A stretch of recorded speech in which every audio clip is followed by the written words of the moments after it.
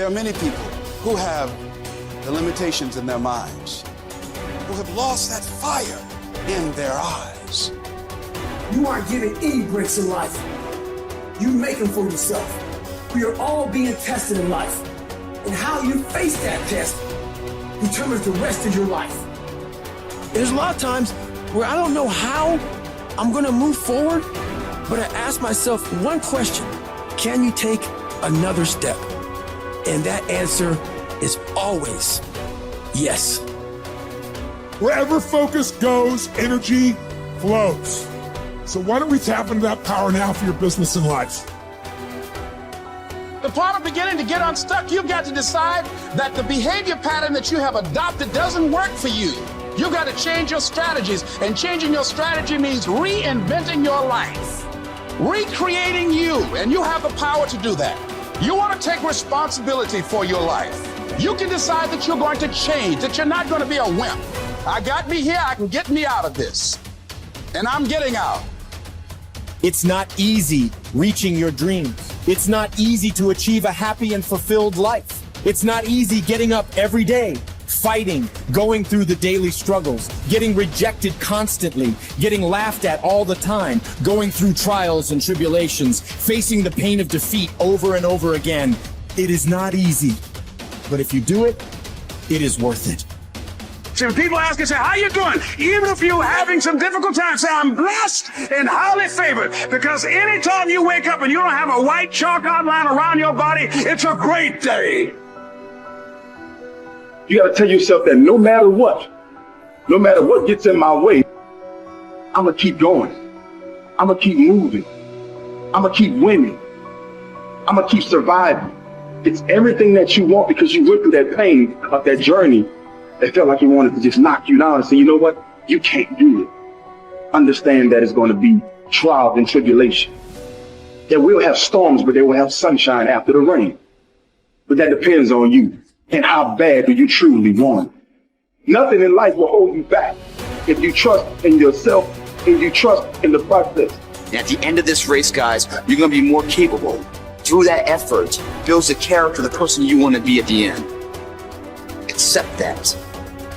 And so I say to you, it's possible you can live your dream. If it's becoming a diamond, if it's having more, it's achieving more, it's possible you can live your dream. It's necessary that you have a plan of action, that you're resilient, that you stick to, that you have the vision and never give it up, that you become creative and relentless and keep on coming back again and again and again, and that it's you that you got to take personal responsibility to make it happen. And when life knocks you down, jump back up and say, it's not over until I win.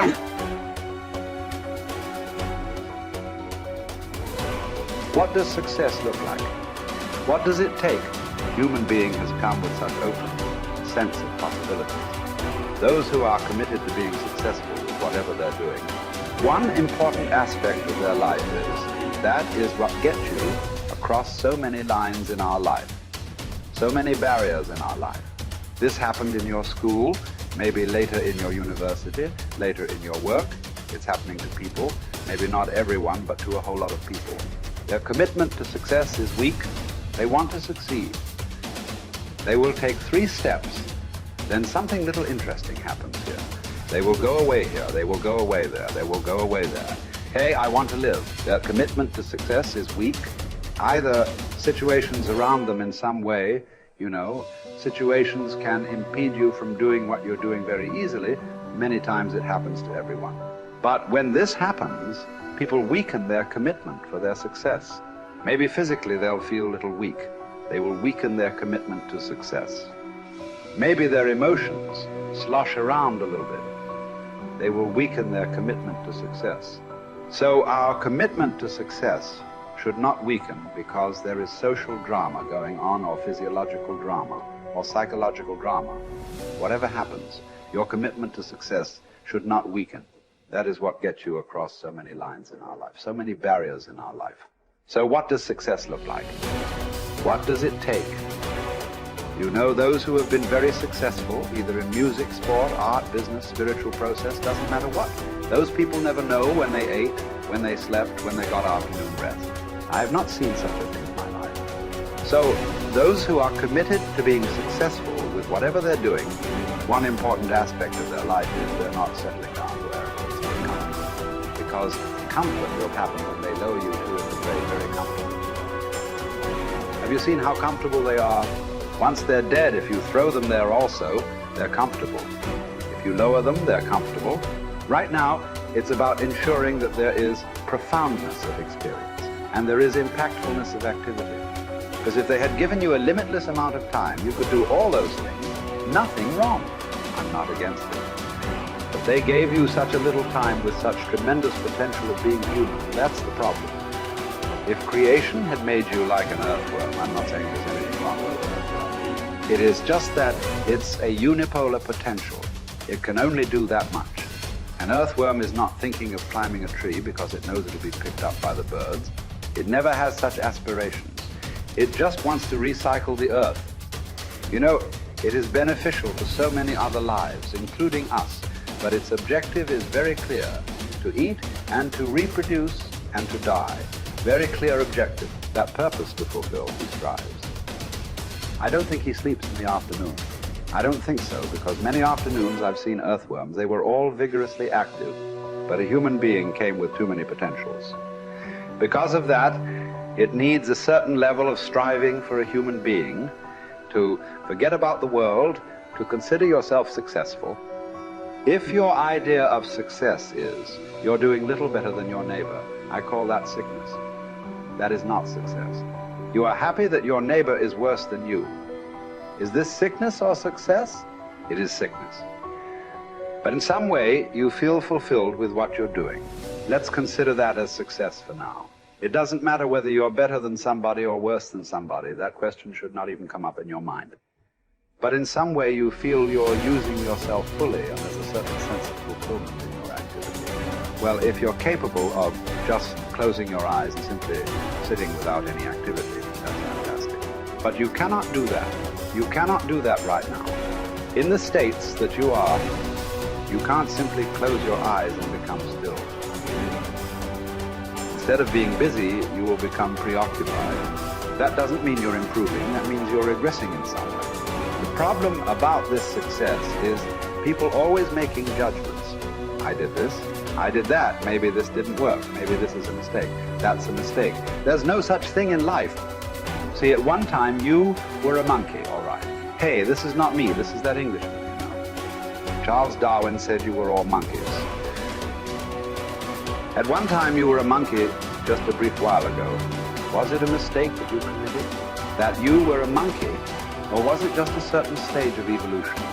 Was it a mistake or was it just a certain stage of evolution? Similarly, since you were born, because as a human being, you're born largely unformed, unlike other creatures. Other creatures, if their food is taken care of, they know what to do with their life. Because human being has come with such open sense of possibilities. You come unformed. You don't come fixed. You have to fix yourself. Different people throw different types of balls at you. From all over, your parents, your teachers, the school, the neighbors and society and the world throws all kinds of things at you. To gather all this muck and make something worthwhile out of yourself is your business. That's your success. It doesn't matter whether somebody thinks you're worthwhile or not. You feel you are a worthwhile life. Good enough for now. World may not recognize. It doesn't matter. But you know you are worthwhile.